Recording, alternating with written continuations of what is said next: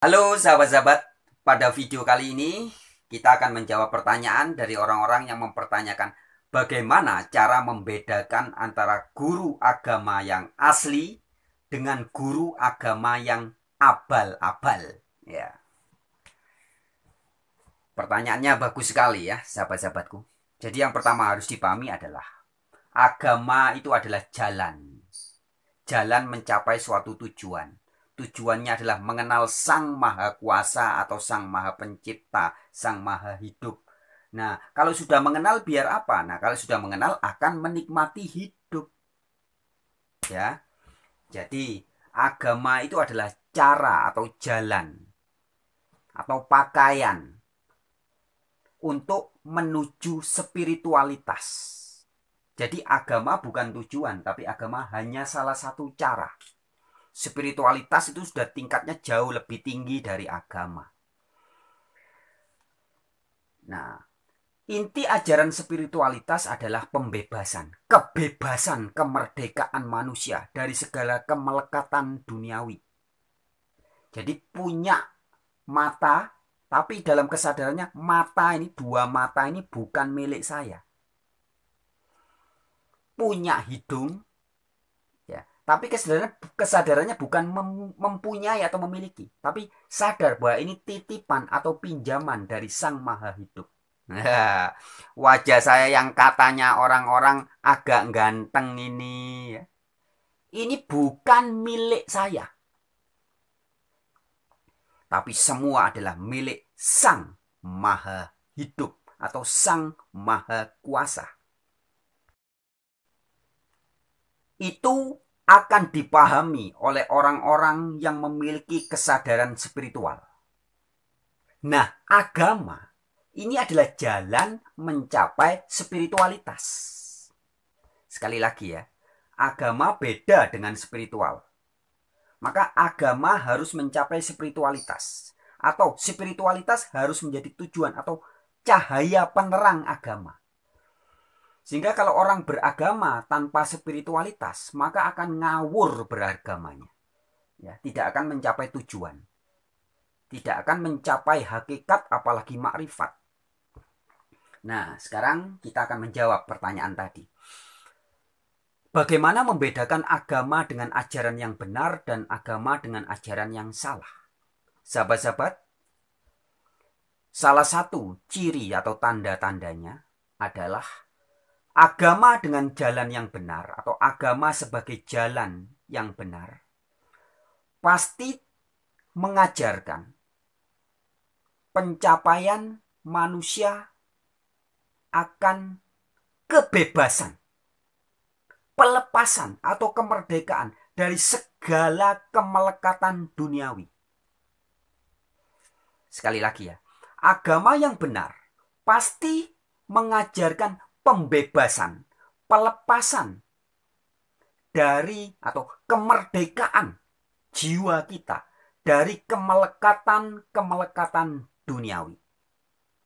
Artinya, jika ada orang ngaku beragama dan mengajarkan ajaran bahwa kita beragama supaya sukses, menjadi orang kaya, yang tadinya punya motor bisa nanti punya mobil, yang tadinya punya rumah satu bisa punya rumah dua, yang tadinya punya istri satu bisa istri dua, tiga, empat, lima, dan seterusnya. Itu sudah jelas ajaran agama yang tidak menuju spiritualitas atau ajaran agama yang abal-abal. Ajaran agama yang benar dan sejati pasti akan mengajak setiap umatnya untuk melepaskan diri dari segala hak miliknya. Kalau istilahnya Isa Al-Masih atau Yesus Kristus mengatakan, kamu harus meninggalkan segala milikmu. Jadi bahasanya kita harus menyadari bahwa semuanya itu bukan milik kita. Dari ujung rambut sampai ujung kuku kaki, semua-muanya bukan milik kita. Apalagi yang namanya anak, suami, istri, uang, mobil, rumah, harta, materi, hobi, cita-cita, tetek, bengek, semele, kete, wele-wele. Semua bukan milik kita. Sehingga tidak perlu dikejar, tidak perlu dicari, tidak perlu diminta-minta. Ini ajaran agama yang asli. Nah, ajaran agama yang abal-abal sebaliknya. Mengajak orang untuk mengumpulkan perpuluhan. Mengajak orang untuk mengumpulkan materi. Untuk sukses dalam dunia. Untuk mengejar nama baik. Harkat martabat duniawi. Mengejar popularitas. Mengejar kesuksesan materi. Yang tadinya punya sepeda pancal nanti harus punya motor. Yang punya motor harus punya mobil. Yang punya mobil harga 300 juta harus jadi harga 1 miliar dan seterusnya. Itu sudah jelas ajaran agama abal-abal. Kemudian tanda yang kedua, ajaran agama abal-abal adalah mengajak umatnya untuk sering minta kepada sesuatu yang dianggap sebagai God atau Tuhan atau ilah atau dewa atau sesembahannya. Suruh minta ini, minta itu, suruh begini, suruh begitu.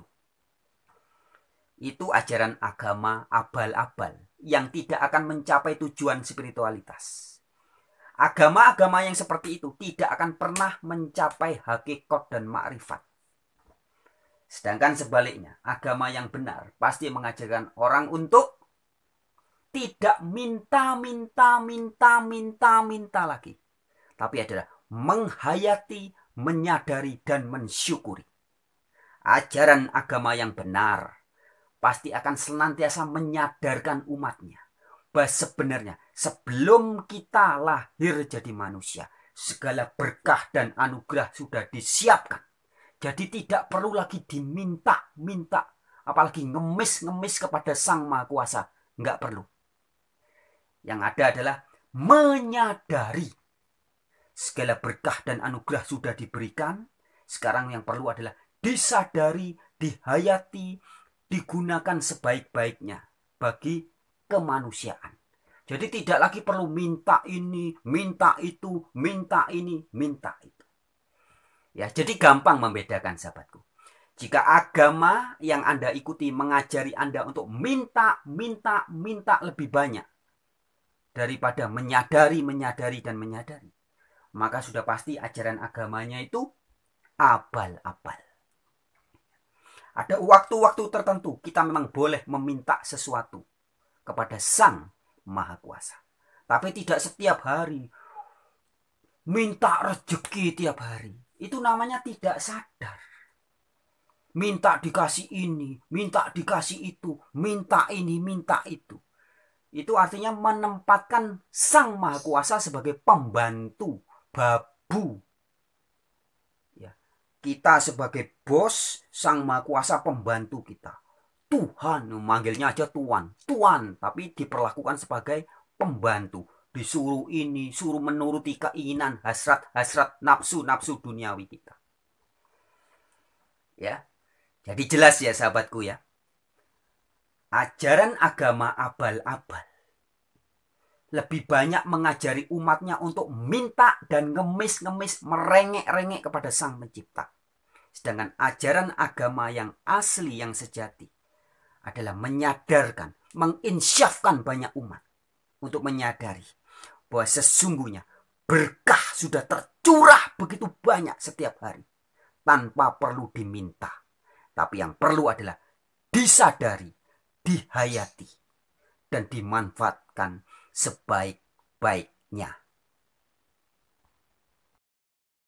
Kemudian tanda yang ketiga atau ciri-ciri yang ketiga, ajaran agama yang asli pasti memberitahu umatnya untuk mencari, menghayati, dan merasakan Sang Maha Kuasa di dalam diri setiap pribadi. Sebagaimana tertulis dalam kitab suci Al-Quran, dikatakan Allah lebih dekat dari urat leher. Jadi setiap umatnya disuruh merasakan, mencari, dan mengalami Allah yang berada lebih dekat dari urat lehernya. Bukan disuruh pergi belajar bahasa asing, sekolah bertahun-tahun, habis uang, habis duit, habis waktu. Kemudian disuruh mencari di kitab-kitab suci, suruh mencari di bangunan, di masjid-masjid, di ceramah-ceramahnya ustadz, ulama, kiai. Bukan. Atau disuruh pergi ke pendeta-pendeta, sekolah teologi, habis uang, habis waktu, disuruh mencari. Pokoknya mencarinya keluar diri terus. Ke bangunan yang disebut gereja, ke sinagog, ke vihara, ke pura. Itu semua agama yang tidak menuju spiritualitas. Tapi ajaran agama yang asli adalah pasti seperti tertulis di Al-Quran tadi, menyuruh mencari Allah di dalam diri. Kalau tertulis di dalam Bible, apa disampaikan oleh Yesus Kristus? Cari Bapa di dalam kamu. Kalau ajaran Hindu yang asli juga mengajarkan hal yang sama. Sang Yang Widiwasa di dalam kamu.